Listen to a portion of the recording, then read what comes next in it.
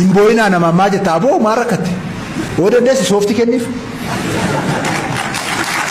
ጀሪ ዋንሰዲ ደንደው እዩ ደንደው ቦው ደንደው ማቀበሌሲ ደንደው ከነሰደን ቆፈ ደንደው በዚህ ግጭት እና በሰው ግድያ ውስጥ እጁ ያለበት የትኛውም አመራር ይታሰራል፣ ይጠየቃል በህግ። በመጨረሻም እጅግ በጣም የተፈራው ጊዜ ላይ ደረሰን። የምባርስ የተፈጠረው የኦርቶዶክሳውያን እልቂት ተከትሎ ጠቅላዩ በአስቸኳይ በጠሩት ስብሰባ ላይ ሽመልስ ላይ ጣታቸውን ቀስሮ በዚህ ድርጊት እጁ ያለበት በግ ይጠየቃል ማለታቸውን ተከትሎ በሁለቱ ባለስልጣናት መካከል ከፍተኛ ውጥረት ነግሷል። የድራማዊን ትክክለኛ ተጠያቂነት በመቀጠልም ሽመልስ በዝግ ስብሰባው ላይ የተናገሩን አሳፋሪ ንግግር ማስደመጣቸዋለሁ። ሐቂቃ እንነጋገርካን ቦኮ ሐራምን የፈለፈለው ማን ነው? የሙሐመድ ኢብኑ አብዱል ወሃብ አስተምሮት ነው። ለምን ይገላሉ? መርህ ነው ይሄ። ሙሐመድ ኢብኑ አብዱል ወሃብ እኛ ባልና ያልገባ ካፊር ነው። ለዚህ አስጠንቅቄ ልንገራችሁ ለሙስሊም እንዲሁም ለክርስቲያን ወንድሞቼ፣ መሐመድ ኢብኑ አብዱል ወሃብ ማን ነው? ምንስ ያስተምራል? ዛሬ የሱ ርዝራጅ ዶክትሪኑን ተከታዮች ባለም ምን ያደርጉን የሚለውን በመረጃ አስደግፍ ያሳያችሁና ባርስ እየተፈጠረ ስላለው የማጽዳት ዘመቻ ላይም የተወጠነውን ሴራ በዝርዝር አስቃኛችኋለሁ። ይህ ቪዲዮ ሰብአዊነት የተላበሳችሁ የመሐመድ ኢብኑ አብዱል ወሃብን አስተምሮ ለማትቀበሉም እጅግ በጣም ጠቃሚ ነውና ያለውን እያንዳንዱ ነት ገላልጭ ማሳየት ቀጣይ ይህንን ቡድን ሌላ መከራ በአገራችን ሳይመጣ እንዴት ባጭሩ እንቀጫለን በዝርዝር አስመለክታችኋለሁ።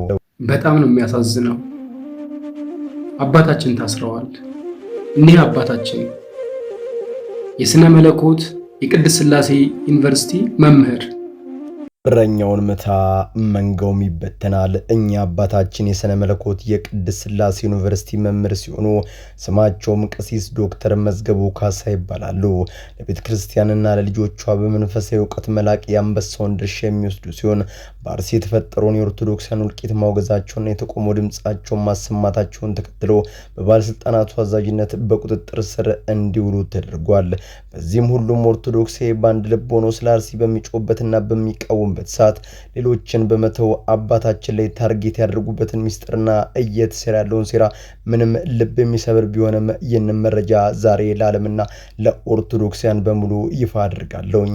ሰላም በመላው ዓለም ላይ የምትገኙ ውድ ቤተሰቦቼ እንዴት ናችሁልኝ? እኔ ደህና ነኝ። ቸሩ መድኃኔዓለም የተመሰገነውን በዛሬው ቆይታችን እጅግ በጣም ቁም ነገር አዘል ቪዲዮዎች ይዤላችሁ መጥቻለሁ። ከእናንተ የሚጠበቀው እንደተለመደው ቪዲዮን ላይክ እና ሼር ማድረጋችሁን አትርሱ። ዳይ ወደለት ቪዲዮ የሙሐመድ ኢብኑ አብዱል ወሃብ አስተምሮት ማንን የፈለፈለ ነው? ሐቂቃ እንነጋገርካን ቦኮ ሐራምን የፈለፈለው ማን ነው? የሙሐመድ ኢብኑ አብዱል ወሃብ አስተምሮት ነው። ለምን ይገላሉ? መርህ ነው ይሄ። በቃ ሙሐመድ ኢብኑ አብዱል ወሃብ ባልና ያልገባ ካፊር ነው። ለዚህ ወንዱም ውድ ሀገሬ ሙስሊሞች እንዲሁም ክርስቲያኖች ዛሬ የምነግራችሁን እውነት ሁላችሁም ቆም ብላችሁ ልባችሁን ከፍታችሁ አጥብቃችሁ ስሙኝ። ለዘመናት በደስታና ባዘን አብሮ የኖረውን በአንድ ማዕድ ተካፍሎ የበላውን ህዝባችንን እርስ በርስ ለማባላትና ሀገራችንን የደም ምድር ለማድረግ ከጀርባ እየተሰራ ያለው ስውርና መርዛማ ሴራ ከቁጥጥር ውጭ እየሆነ ነው። ለመሆኑ በየቦታው ንጹሃንን የሚያርደው አብያተ ክርስቲያናትን የሚያቃጥለውና ሰላማዊ ሰዎችን በማተባቸው ምክንያት የሚመርጠው ጽንፈኛ ቡድን የመንፈስ አባት ማን ነው? መሐመድ ኢብኑ አብዱል ወሃብ የተባለ ሰው የዘራው የጥላቻ ዶክትሪን ዛሬ በአርሲ ምድር ላይ እንዴት አይነት የማንነት ማጽዳት ወንጀል እየፈጸመ ነው? ይህንን ለዓለምና በሀገራችን አደጋ የሆነን ቡድን ጉልበቱና አድማሱ ሳይሰፋ እንዴት ባንድ ላይ እንመክተዋለን? ዛሬ እውነታውን አደባባይ እንወጣዋለን። እስከ መጨረሻው ድረስ አብራችሁን ቆዩ። ይህንን ታሪካዊ ስጋት ለመረዳት መጀመሪያ ማን ነው መሐመድ ኢብኑ አብዱል ወሃብ የሚለውን ማወቅ ግድ ይለናል። ይህ ሰው በ18ኛው ክፍለ ዘመን በሳውዲ አረቢያ በረሃ ውስጥ የተነሳና ጥብቅ፣ ደረቅ እንዲሁም ፍጹም አግላይ የሆነ አስተሳሰብን ይዞ የመጣ ግለሰብ ነው። የእሱ አስተምሮቶች የሚያተኩሩት ከሱ ጠባብ አስተሳሰብ ውጭ ያለውን የትኛውን እምነት፣ ባህልና የታሪክ እሴት ሙሉ በሙሉ ማጥፋት ላይ ነው። ይህ ዶክትሪን ሌላውን እምነት የሚከተሉትን ክርስቲያኖችን ብቻም ሳይሆን ለዘመናት ሰላማዊና ፍቅረኛ ሆኖ የኖረውን ባህላዊና ነባሩን የሱፊ እስልምና ተከታይ ሙስሊም ማህበረሰብ ጭምር በክደት የሚፈርጅ እጅግ አደገኛ አስተሳሰብ ነው። ዛሬ በዓለማችን ላይ ትልቅ የስጋት ምንጭ የሆኑት የዚህ ሰው የርዝራዦች ወይም ይህንን የጽንፈኛ መንገድ የተከተሉ ቡድኖች የነዳጅ ዶላርን ተገን በማድረግ ለዓለም ዙሪያ በጥላቻ ላይ የተመሰረተ ሪዮት ዓለም ሲያስፋፉም ቆይቷል። ይህ ጽንፈኛ ቡድን ዛሬ በሀገራችን በኢትዮጵያ በተለይም በአርሲ ምድር እያደረገ ያለውን የማጽዳትና በማንነት ላይ ያነጣጠረ ሴራ በጥልቀት ከተመለከትን ጉዳዩ ከሃይማኖት መካከል ያለፈ የፖለቲካና የባህል አጀንዳ መሆኑን እንረዳዋለን።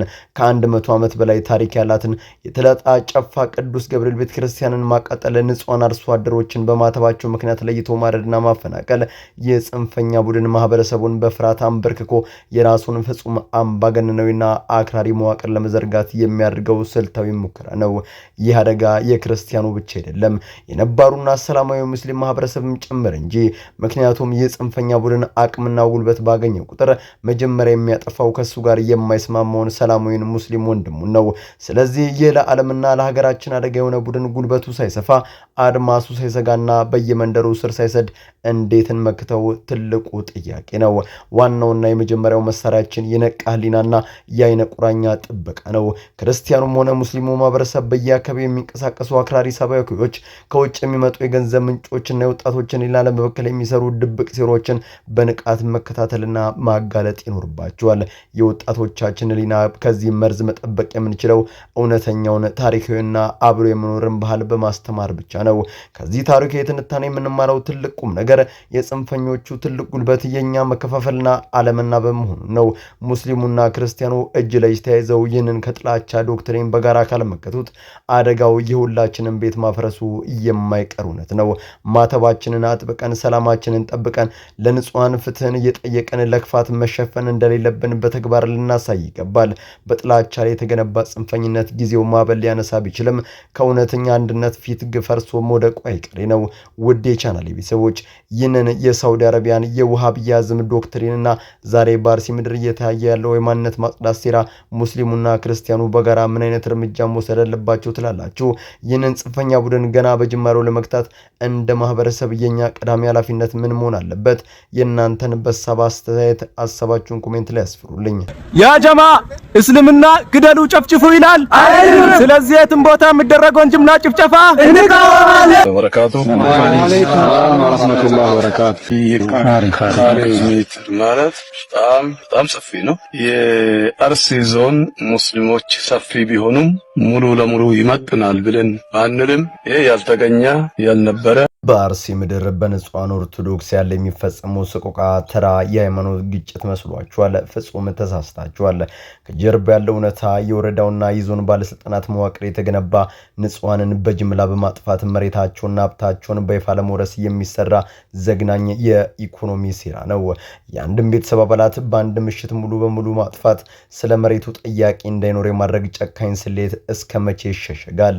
ዛሬ የአርሲ ዞን አመራር የሆኑት ኢብራሂም አብዱል ቃድርን አሁን በቁጥጥር ስር የዋሉት የአባቡ አብደላንና በፖሊስ እየተፈለገ ያለው የመሐመድ ሐጂን ስውር የቢሮ መዋቅር መነሻ ማድረግ የክርስቲያኖችን መሬት በሃይማኖት ሽፋን የመውረስ ድብቅ ድራማ በአደባባይ እናጋልጠዋለን።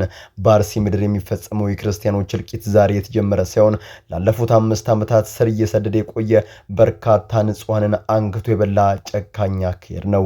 በዚህ ስልታዊ ስሌት ውስጥ የአርሲ ዞን አመራር የሆኑት ኢብራሂም አብዱል ቃድር አሁን በቁጥጥር ስር ውሎ የሚገኘው አባቡ አብደላና በፖሊስ እየተፈለገ ያለው የጸጥታ ኃላፊው መሐመድ ሐጂ የሚሰሩ ስራ ፍጹም ሊመረመር የሚገባው አደገኛ የወንጀል መረብ ነው። እነዚህ አካላት አስቀድመው በጥናት ላይ የተመሰረተ እቅድን ያወጣሉ። የአንድን ክርስቲያን ቤተሰብ ሀብትና ንብረት የሚጠይቅ ድምጽ የሚሆን የቅርብ ተሟጋች እንዳይኖር በማጥናት በአንድ ምሽት ያንን ቤተሰብ ሙሉ በሙሉ ያጠፉታል። ቤቱንና ንብረቱን ያወድሙበታል። ከዚያም በፍርሃት ምክንያት ስለ ቦታው መብት እንደሚጠይቅ ይገባኛል ጥያቄን የሚያቀርብ የቅርብ ወራሽ ሳይመጣ ሲቀር ያ መሬት ለአርሲ ዞን መሬት አስተዳደር ባለቤት የሌለው መሬት በሚል ስም እንዲወረስ ያደርጉታል። ላለፉት 5 ዓመታት በዚህ መዋቅር ምክንያት ቤታቸው ወድሞ ተፈናቅለውና ዳግም በፍርሃት የአርሲ ምድር ለመርገጥ ያልደፈሩ ክርስቲያኖችን ቤት ይቁጠራቸው። ይህንን በግፍ የተነጠቀን መሬት በገፍ ወደ መሬት አስተዳደር ካስገቡ በኋላ መሬቱን ለራሳቸው ጥቅምና ለጽንፈኛው ማህበረሰብ ፍላጎት ጠቃሚ ያስመስለው ያቀርቡታል።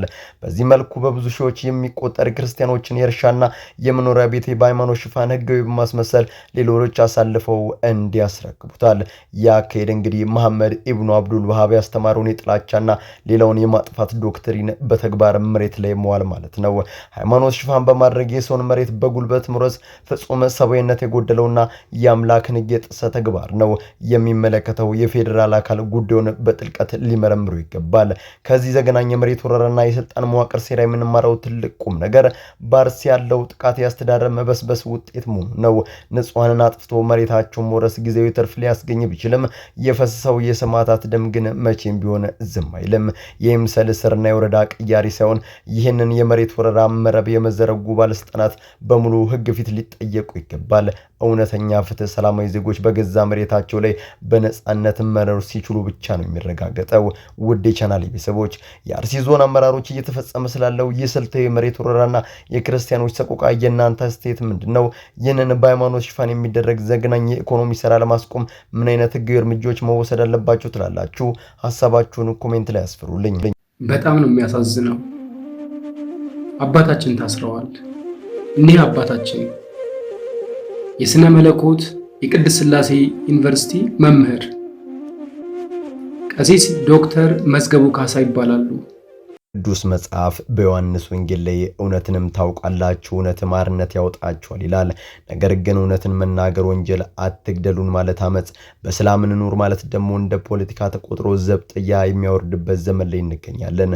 የአርሲ ኦርቶዶክሳውያን ዘግናኝ እልቂት ተከትሎ ለንጹሃን ወገኖቻቸው ድምጽ የሆኑት የታዋቂው የቅድስት ሥላሴ ዩኒቨርሲቲ የሥነ መለኮት መምህር ቀሲስ ዶክተር መዝገቡ ካሳና ሌሎችም አባቶቻችን የፖለቲካ ታፔላ ተለጥፎባቸው ዛሬ በግፍ ታስረዋል። ትውልድን በመንፈሳዊ ቅዱስ ቃል የሚያነጹ በጾምና በጸሎት የሚተጉ አባቶችን ማሰር የማንን ሴራ ለማስፈጸም ነው? ዛሬ አባቶቻችን መታሰር ከወህኒ ቤት ያስተላለፉትን የማይበገር ሰማያዊ መልእክትና የፍትህ አካላትን ውድቀት በጥልቀት እንመለከተዋለን።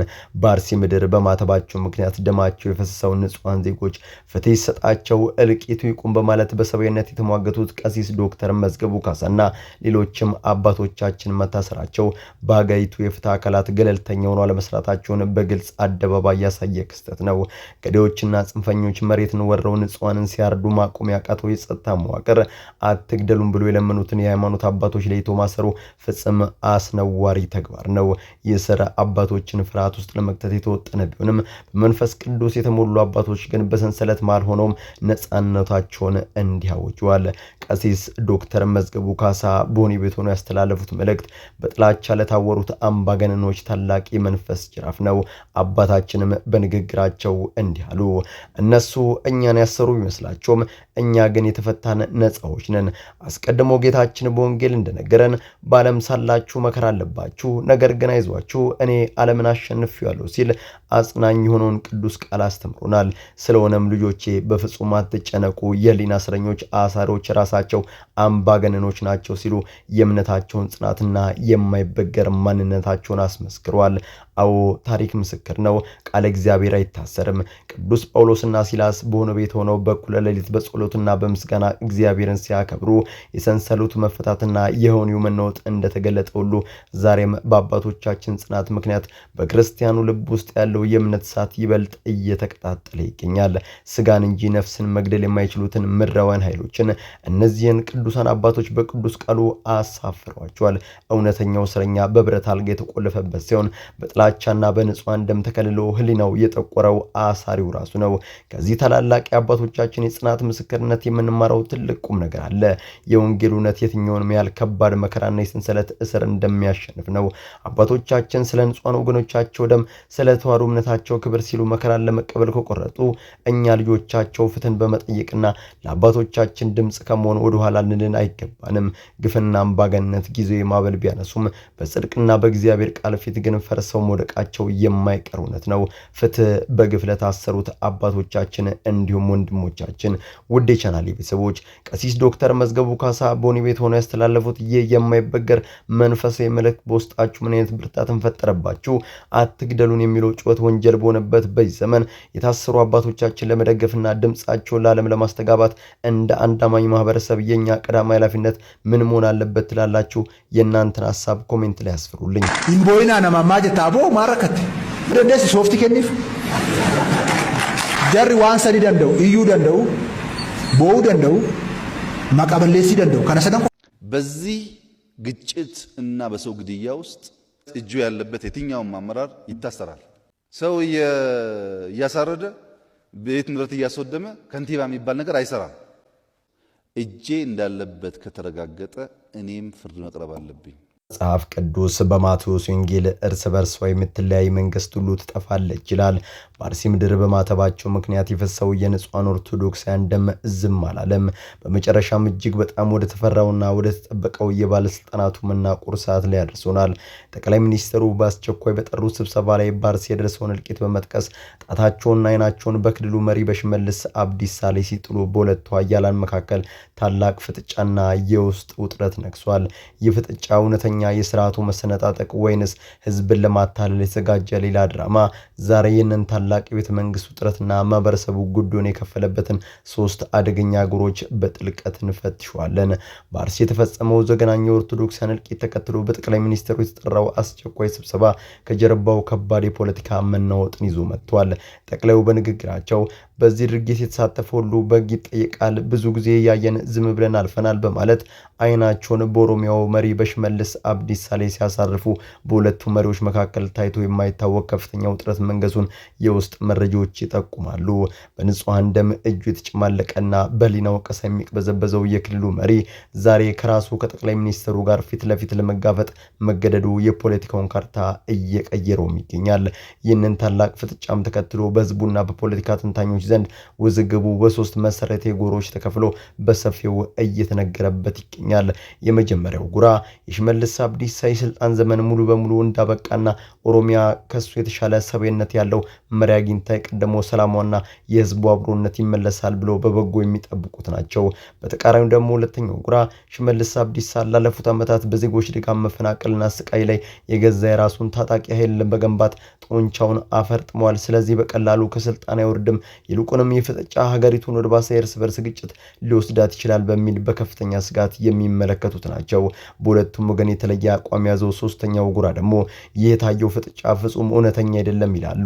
የጠቅላይ ሚኒስትሩ በቅመም አዘጋጅተው ህዝቡን ለማረጋጋትና የነቀውን የኦርቶዶክሳንን ቁጣ ለማብረድ የተጠቀሙበት ሌላው ድራማዊ መንገድ ነው ብሎም የሚያምኑት ናቸው። የፖለቲካ ቁማርና ድራማ ምንም ይሁን ምንም አንድ ትልቅ እውነት ግን አለ። የንጹሃን ደም ፈሶ አይቀርም። ይርፈድ እንጂ በዜጎችና በቅዱሳን ወገኖቻችን ደም እጃቸው የተጨማለቀ ባለስልጣናት በሙሉ በምድር ፍርድ ቤት በፖለቲካ ተጽዕኖ ባትጠየቁም ካልተመለሳችሁና ንስሐ ካልገባችሁ ግን የሰማዩ አምላክ ፍርድ ፍጹም አያመልጣችሁም። የእግዚአብሔር የፍትህ ሚዛን ዝንፍ አይልም። በምድር የዘራችሁትን በጥላቻ በደም የተሞላ ምርት ነገ በሰማይ ፍርድ ቤት በለቅሶና በጥርስ ማፋጨት ታጭዱታላችሁ። እመኑኝ፣ የሰማይ አምላክ ይፋረዳችኋል። ከዚህ ታላቅ የቤተ መንግስት ፍጥጫና ውዝግብ የምንማረው ዋነኛ ቁም ነገር በንጹሃን ደም ላይ የሚገነባ ስልጣንና ኃይለኛ መጨረሻው መናወጥ መሆኑ ነው። ባለስልጣናቱ የፈለጉትን ያህል ድራማ ቢሰሩ ወይም ጦንቻቸውን ቢያፈረጥሙም የእውነትና የንጹሃንን በኃይል በመጨረሻ ማሸነፉ የማይቀር እውነት ነው። እኛ አንዳንድ ማህበረሰብ የሚጠበቅብን በባለስልጣናቱ ድራማ ሳንሸወድ ማተባችንን አጥብቀን በወገኖቻችን እውነተኛ ፍትህን መጮህ ብቻ ነው። የፈሰሰው የሰማዕታት ደም ሀገራችንን ወደ እውነተኛ ፍትህ ይመራታል። ውድ የቻናሌ ቤተሰቦች የጠቅላይ ሚኒስትሩና በሽመልስ አብዲሳ መካከል እየተፈጠረ ያለውን ይህንን ታላቅ ውጥረትና ፍጥጫ በሶስቱ ጎሮች አንጻር እናንተ እንዴት ትመለከቱታላችሁ? ይሄ የእውነት የስርዓቱ መሰነጣጠቅ ወይንስ ህዝብን ማረጋጊያ ድራማ? የእናንተን ሀሳብ ኮሜንት ላይ ያስፍሩልኝ። በመላው ዓለም ላይ የምትገኙ ውድ ቤተሰቦቼ ለዛሬ እናንተን ያስተምራሉ፣ ይጠቅማሉ፣ መረጃ ምናሉ ብዬ ያሰብኳቸው ቪዲዮዎች በዚህ መልኩ አቀረብኩላችሁ። በቀጣይ በሌሎች አስተማሪ ቪዲዮዎች እንገናኛለን። ለዚህ ቻናል አዲስ ከሆናችሁ ምን ይጠበቃችሁ? መለስ ያላችሁ ሰብስክራይብ፣ ላይክ፣ ሼር ማድረጋችሁን አድርሱ። ባላችሁበት ቶሎ ክፈሰንካችሁ በሰላም በቸር በጤና ቆዩልኝ። ይመቻችሁ።